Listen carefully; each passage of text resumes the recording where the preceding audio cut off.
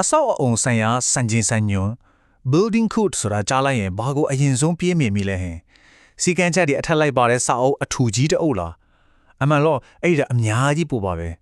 ဒါကလေနိုင်ငံရဲ့ဘေးကင်းရေးနဲ့ကျန်းမာရေးအတွက်အခိုင်အမာဆုံးအခြေခံအုံမြင့်တစ်ခုပါပဲကဲဒီအကြောင်းကိုအတူတူလေ့လာကြည့်လိုက်ကြအောင်ဒီဇလန်ကလေ2019ခုနှစ်မှာစခဲ့တာပါအားလုံးမမိကြအောင်မထင်ပါတယ်နားကဆိုင်ကလုန်းမုန်တိုင်းဝင်ရောက်တိုက်ခတ်ပြီးနောက်မှာပျက်စီးဆုံးရှုံးမှုတွေကတော်တော်ကြီးမားခဲ့တယ်လေအဲ့ဒီအချိန်မှာပဲကျွန်တော်နိုင်ငံရဲ့အရေးကြီးတဲ့အားနည်းချက်တစ်ခုကပေါ်လွင်လာခဲ့တယ်အဲ့ဒါကတော့ခိုင်ခန့်ပြီးကြံ့ခံနိုင်တဲ့အဆောက်အုံတွေစောက်ဖို့စံချင်းစံညွှန်းတွေအရေးကြီးလိုအပ်နေပြီဆိုပါပဲအဲ့ဒီလိုအဖြစ်ဆိုးကြီးတစ်ခုကနေပဲနိုင်ငံအတွက်အကာအကွယ်ပေးမဲ့စံချင်းစံညွှန်းတွေပေါ်ပေါက်လာဖို့အထူးတွန်းအားတစ်ခုဖြစ်လာခဲ့တော့တာပါပဲပြီးတော့လေတကယ်ကိုစိတ်ဝင်စားဖို့ကောင်းတာကဒီကိစ္စကိုတဖွဲတွေကလူခဲ့တာမဟုတ်ဘူးဘေးအန္တရာယ်ကြီးဖြစ်ပြီးတဲ့နောက်မှာအစိုးရဌာနတွေရောနိုင်ငံတကာအဖွဲ့အစည်းတွေရောပညာရှင်အတင်းအဖွဲ့တွေရောအားလုံးစုပြီးအဖြစ်တစ်ခုကိုအတူတူရှာခဲ့ကြတာဆော်လိုရေးဝန်ကြီးဌာန UN Habitat မြန်မာနိုင်ငံအင်ဂျင်နီယာအသင်းဗိသုကာအသင်းတက္ကသိုလ်တွေအပြင်တခြားသက်ဆိုင်ရာဝန်ကြီးဌာနတွေပါအကုန်ပူးပေါင်းခဲ့ကြတာပါတကယ့်ကိုအင်အားကြီးတဲ့ပူးပေါင်းဆောင်ရွက်မှုကြီးပါပဲသူတို့အားလုံးရဲ့တူညီရဲ့ရည်မှန်းချက်ကလည်းအရန်ကိုရှင်းလင်းပြထားပါတယ်အဲ့ဒါကတော့အနာဂတ်မှာဖြစ်လာနိုင်တဲ့ဘယ်လိုဘေးရနယ်မျိုးကိုမဆိုကြံ့ခံနိုင်မဲ့ခိုင်မာတဲ့အဆောင်တွေစောင့်နိုင်ဖို့နိုင်ငံတော်အဆင့်စံတစ်ခုကိုအခိုင်အမာထူထောင်ထားဖို့ပါပဲဒါပေမဲ့အရေးကြီးတဲ့ချက်တစ်ခုရှိတယ်ဒီစံချင်းစံညွှန်းဆိုတာကလည်းတခါရေးပြီးရင်ပြီးတော့စောက်စင်ပေါ်တင်ထားရမယ့်အရာမျိုးမဟုတ်ပါဘူးဒါကအမြင်နဲ့အတက်ဝင်နေရမယ်ပြောင်းလဲနေရမယ်ပုံစံတစ်ခုပါစင်ခေါ်မှုအတိပညာအတစ်တွေပေါ်လာတိုင်းလိုက်လျောညီတွေရှိအောင်ပြောင်းလဲတိုးတက်နေရမှာပါဒီစံချင်းစံညွှန်းရဲ့ခရီးစဉ်ကိုတစ်ချက်ပြန်ကြည့်လိုက်အောင်2008နာဂိမုန်တိုင်းကအစဖြစ်ခဲ့တယ်ဟုတ်ပြီအဲ့ဒီနောက်2012မှာယာယီစံနှုန်းတစ်ခုထွက်လာခဲ့နောက်ပြီး2016မှာတော့ပထမဆုံးတရားဝင်မြန်မာနိုင်ငံတော့အဆောက်အုံဆိုင်ရာစံချင်းစံညွှန်းဆိုပြီးထုတ်ဝေနိုင်ခဲ့တယ်အဲ့မှာရက်မတော်ဘူးနော်2020မှာနိုင်ငံတကာစံနှုန်းတွေနဲ့ကိုင်ညီအောင်တစ်ခါပြန်ပြီးမွမ်းမံခဲ့သေးတယ်အခု2025မှာတော့အရေးကြီးဆုံးလိုအပ်ချက်အသစ်တွေအထူးသဖြင့်ငလင်းဘေးကင်းရေးလိုအချက်တွေကိုထပ်ပြီးဆွဲပြီးနောက်ဆုံး version အနေနဲ့ထွက်ရှိလာခဲ့တာပါအဲ့လိုတွန်းပြန်ဆောင်ရတဲ့စွမ်းရှိတဲ့ဆိုတဲ့အကောင်းဆုံးဥပမာတစ်ခုကတော့မကြသေးခင်ကမလင်းမှာလှုပ်ခဲ့တဲ့ငလင်းပါပဲအဲ့ဒီဖီအကြောင့်ငလင်းဘေးကင်းရဲ့စံနှုန်းတွေကိုချက်ချင်းဆိုသလိုမွမ်းမံခဲ့ရပါပဲဒါကဘာကိုပြနေလဲဆိုတော့ဒီစံချင်းစံကြုံဟာတကယ်လက်တွေ့ဖီယက်တွေအပေါ်မှာအမြဲတမ်းတွန်းပြန်နေတယ်ပိုပြီးဘေးကင်းအောင်အမြဲတမ်းပြင်ဆင်နေတယ်ဆိုတာပါပဲကဲခုနကတော့ခြုံငုံပြီးဖြောခဲ့ပြီဆိုတော့အခုဒီအစံချင်းစံညွှန်းကကျွန်တော်တို့ရဲ့နေ့စဉ်ဘဝတွေမှာလက်တွေ့ကြဘယ်လိုအယိုးထက်ရောက်မှုတွေရှိလဲဆိုတော့ပိုပြီးမြင်သားအောင်အနိကလေးကကြည့်ကြအောင်အရေးကြီးဆုံးအပိုင်းတွေထဲကတစ်ခုဖြစ်တဲ့ရေနဲ့တန်းရှင်းစနစ်ကြောင်းအဓိကထားပြီးဖြိုးပြသွားမယ်အခုကျွန်တော်ပြောမယ့်အချက်လက်တွေကဘယ်ကလာတယ်လဲဆိုတာရှင်းရှင်းလင်းလင်းတရားအောင်ပြထားတာပါဒါကတော့တရားဝင်စံချင်းစံညွှန်းစာအုပ်ကြီးတွေကအ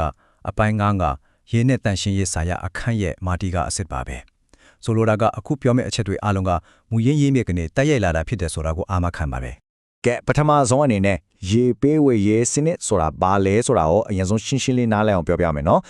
ရိုးရိုးလေးပြောရရင်ဒါအဆောက်အုံတစ်ခုလုံးစီကိုပေးကင်းပြီးတောက်တုံးလို့ရတဲ့ရေတွေရောက်အောင်ပို့ဆောင်ပေးဖို့ဒီဇိုင်းထုတ်ထားတဲ့ပိုက်လိုင်းတွေဆက်ပစ္စည်းတွေကိရိယာတွေအားလုံးပါဝင်တဲ့ကွန်ရက်တစ်ခုလုံးပါပဲနောက်တစ်ခုကတော့ဒင်္ဂါပြားရဲ့တစ်ဖက်ချမ်းလို့ပါပဲရေဆိုးထုတ်စနစ်ပါသူ့ရဲ့တာဝန်ကလည်းအရေးကြီးတာမှဘာမှမထူပါဘူးသူ့အလို့ကအဆောက်အုံထဲကရေဆိုးတွေမေလာတွေမိုးရေတွေကိုပေးကင်းတဲ့စနစ်တကျဖယ်ရှားဖို့ပဲပြီးတော့အရာအရေးကြီးတဲ့ချက်ကအနံဆိုးတွေအဆောက်အုံတွေကိုပြန်မဝင်လာအောင်တားဆီးပေးဖို့ပါဒါကတကူရေးတန့်ရှင်းမှုနဲ့ပေးကင်းရဲ့အသက်လုံးဝကိုမရှိမဖြစ်ပါပ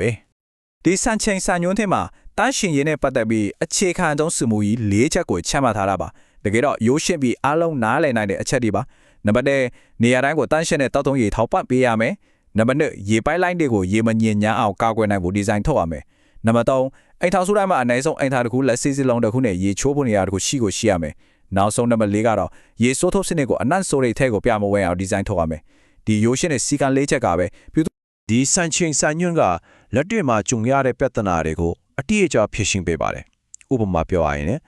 ရေကန်တွေကိုညင်ညမ်းမှုမဖြစ်အောင်ဘယ်လိုဒီဇိုင်းထုတ်မလဲအထက်မြင့်တိုက်ကြီးရဲ့အပေါ်ဆုံးထပ်တစ်ရေရောက်အောင်ဘယ်လိုလုပ်မလဲပြီးတော့ PE တို့ UPVC တို့လိုမတူညီတဲ့ပိုက်မျောစာတွေကိုရေမစိမ့်အောင်ဘယ်လိုဆက်ရမလဲဆိုတဲ့နီးလန်းတွေအထိအသေးစိတ်သတ်မှတ်ထားတယ်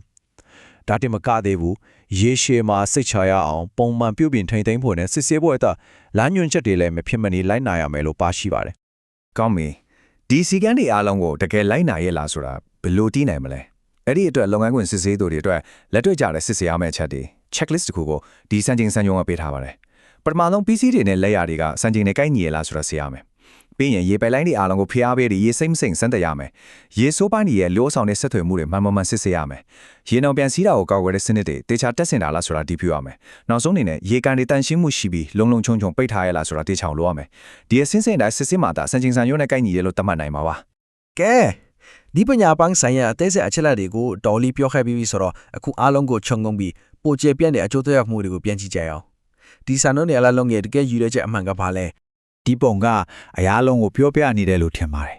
တစ်ဖက်မှာတရားဝင်စံချိန်စံညွှန်းစာအုပ်နောက်တစ်ဖက်မှာတော့အဲ့ဒီစာအုပ်ကအကာအကွယ်ပေးမဲ့တနိုင်ငံလုံးရဲ့မြေပုံဒါဟာလူထုတယောက်မြို့တစ်မြို့အတွက်မဟုတ်ပဲတနိုင်ငံလုံးကိုကာကွယ်ဖို့ရည်ရွယ်ထားတဲ့နိုင်ငံတော်အဆင့်စံတစ်ခုဖြစ်ပါတယ် အဓိကပြောချင်တဲ့ချက်ကဒါပါပဲဒါကစာရွက်ပေါ်ကစီကံချက်တွေတက်တက်အများကြီးပို့ပါတယ်ဒါကနိုင်ငံသားတွေကိုဘေးအန္တရာယ်တွေကနေကာကွယ်ပေးဖို့ပါဒါကကျွန်တော်တို့အသက်တင်မကပဲနောက်လာမယ့်မျိုးဆက်တွေအထိပြည်သူ့ကျန်းမာရေးကိုကာကွယ်ဆောင်ရှောက်ပေးဖို့ပါ ဒါဆိုရင်ဒီမင်းဟွန်းလေးကိုအတူတူစဉ်းစားကြည့်ကြအောင်အဆောင်အဆိုင်ရာစံချိန်စံညွှန်းတစ်ခုခတကယ်တမ်းကျတော့ဘာတွေကိုတိဆောက်ပေးနေရလဲ အဖြေကတော့လေအဆောက်အိမ်အောင်တွေထက်အများကြီးပိုတဲ့အရာတွေပါပဲဒါဟာဘေးကင်းလုံခြုံမှုကိုတိဆောက်ပေးတယ်ကောင်းမွန်တဲ့ချမ်းသာရေးကိုတိဆောက်ပေးတယ်ပြီးတော့ဘလို့အခြေအနေမျိုးမှာမဆိုကြန့်ကြန့်ခံနိုင်စွမ်းကိုတိဆောက်ပေးနေတာပါ အချို့အားဖြင့်ဆိုရင်တော့မြန်မာနိုင်ငံတော့အဆောက်အုံဆိုင်ရာစံချိန်စံညွှန်း2025ဆိုတာပိုပြီးဘေးကင်းပိုပြီးကြားမာတဲ့အနာဂတ်ကိုတိချောက်ဖို့အတွက်ချမှတ်လိုက်တဲ့ခိုင်မာတဲ့အခြေခံအုတ်မြစ်ကြီးတစ်ခုပဲဖြစ်ပါတယ်